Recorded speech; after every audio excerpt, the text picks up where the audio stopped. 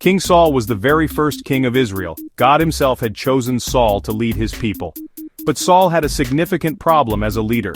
He did not always listen carefully to God's instructions. He often made choices that God did not approve of.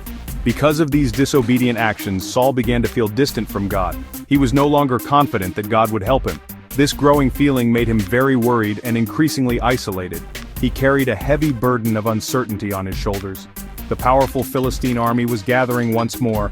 They were well-known and feared enemies of the people of Israel. They had a great many soldiers, and their chariots were strong. King Saul looked out and saw their massive camp. It was an enormous and intimidating sight for any leader. A great and overwhelming fear suddenly filled Saul's heart. He trembled uncontrollably when he thought about the battle to come. He felt small, weak, and profoundly unsure of what to do next. He desperately wanted some sign or word from God. Saul tried very hard to ask God for guidance. He went to the priests, hoping they could help him. They used special objects and ways to try and hear from God. But this time, there was no answer from heaven at all. God did not speak to Saul in any of his dreams. No prophets arrived carrying a special message from God. The silence from God felt heavy and deeply unsettling. It made King Saul feel even more lost and confused. He felt completely abandoned by God in his time of need.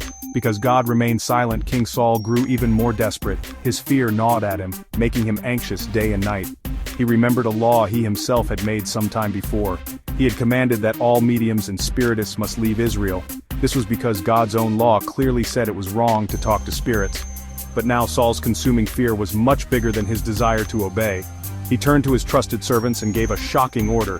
He said, "Find me a woman who is a medium. I must go and ask her what I should do now." His terror pushed him towards a path God had forbidden. King Saul's servants knew of such a woman. They replied to the king, "There is a medium. She lives in a small town called Endor." Saul immediately decided that he must go to see her. He knew that this journey was incredibly dangerous for him. He also knew deep in his heart that it was very wrong. He did not want anyone at all to recognize him as the king. So he took off his royal robes and kingly attire. He put on ordinary simple clothes, like a common man would wear. He disguised himself very carefully for his secret mission. He chose 2 of his most trusted men to go with him. They set out on their journey under the dark cover of night. The journey to Endor was secret, and filled with deep shadows. King Saul's heart must have been extremely heavy as they traveled. He was the king of Israel, God's anointed leader. Yet here he was, sneaking around in the darkness like a criminal. He was deliberately going against God's clear and direct commands. He felt the immense weight of his kingdom and his growing fear. These heavy feelings pushed him onward into the uncertain night. They finally arrived at the witch's house in the town of Endor. Saul, still in his disguise, went inside to meet her. He spoke to the woman, trying to keep his voice steady. "Please, I need your special help tonight," he said to her. "I want you to use your powers to call up a spirit for me. Please bring up the spirit of the particular person I will name." The woman was immediately wary and suspicious of this stranger. She did not know who this man was, standing before her. She was very afraid of being caught practicing her forbidden craft. The woman replied to Saul, her voice showing her fear. "Surely you know what King Saul himself has done in this land. He has removed all the mediums and spiritists from Israel. Why are you now trying to set a dangerous trap for my life? Are you trying to cause my death by tricking me?" Saul then made a very solemn and serious promise to her. He swore an oath, saying, "As the Lord lives, I promise you, no punishment at all shall come to you for doing this thing." It was a truly strange promise from the disguised and desperate king. The woman then asked him, "Who is it that I shall bring up for you?" Saul replied quietly, "Bring up Samuel for me." Samuel had once been a great and respected prophet in Israel. He was the one who had anointed Saul as the first king, but the prophet Samuel was now dead and buried. When the woman at Endor performed her secret ritual, something happened. She suddenly saw the spirit of Samuel appearing before her. She screamed a loud and terrified cry at the unexpected sight. In that instant she also realized who the stranger before her truly was. "Why have you tricked me so badly? You are King Saul!" she cried out. The king quickly told her not to be afraid of him. "What is it that you see?" he asked her urgently. The woman described the ghostly figure she was seeing. "I see a spiritual form like an old man," she explained. "He is coming up from out of the earth itself. He is wrapped all around in a long, flowing robe." Saul knew at once who this figure must be. It was Samuel.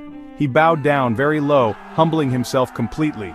His face touched the dusty ground as he prostrated himself.